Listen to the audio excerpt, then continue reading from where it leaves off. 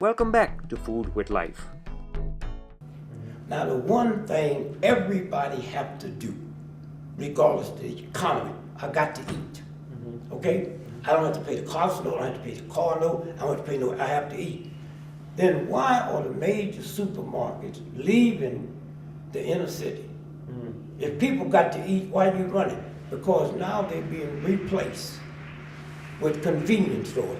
Go in a convenience store and see if you see an apple, orange, a peach, or onion, or a carrot. That's what. So now, if I go to a convenience store in the black community, there's nothing there but chips and salty food and all kinds of sweet stuff. Sweet okay? junk, yes. But that junk tastes good. It tastes Okay. good, but it doesn't do any good. No. The more oppressed I am, Right. the more sweetness in my life. I don't know its rights, I think it's taste. Right. And so consequently what I'm saying is, how long will it take before they can keep putting that in and people take it? Another thing, listen. Well, the behavior. They see the behavior. Yeah. They're not realizing it's the behavior of the children and the adults Let affected me by say it. this, let me do one more question. Let me say this. We found out now that a woman or a man that smokes cigarettes, the baby that's created will be affected. We know, we didn't know that before.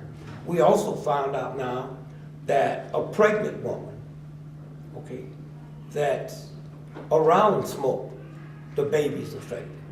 So anytime you go to these punk mothers who like marijuana, you can't convince them that if a cigarette will mess up a newborn baby while it's in the mother's womb. What do you think marijuana will do? That's what you got the problem with. You got all these folks over here that think this is a right. Sure it is. But what about the baby?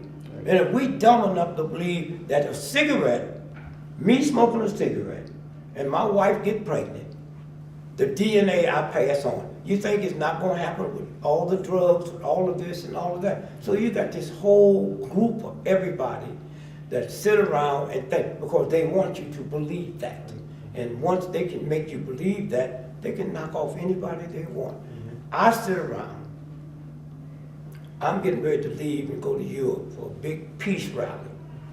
The money they take off my taxes on my first class plane ticket will buy bombs and chemicals to drop on women and children. So when that shit falls on my grandchildren and my wife and family, I hope I have enough strength to say, okay, it's payback time. But we don't do that. We think because we over here doing this here, this makes us like, you don't do nothing in degree. You can't be a little bit pregnant, okay, without being all the way pregnant. So we at the point now where it's over. I mean, it's over unless something happened and that's out of our hands. When I was a little boy in the Midwest, I didn't know about forest fires. But I used to hear about forest fires. Yes.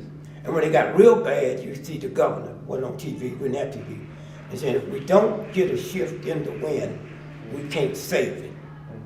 So I'm grown up and I never read where a state burnt down, which means what? There was a shift in the wind. Who determines the shift in the wind? Okay? Now it's hard for people to be convinced that we have a microwave up in Katuna, Alaska.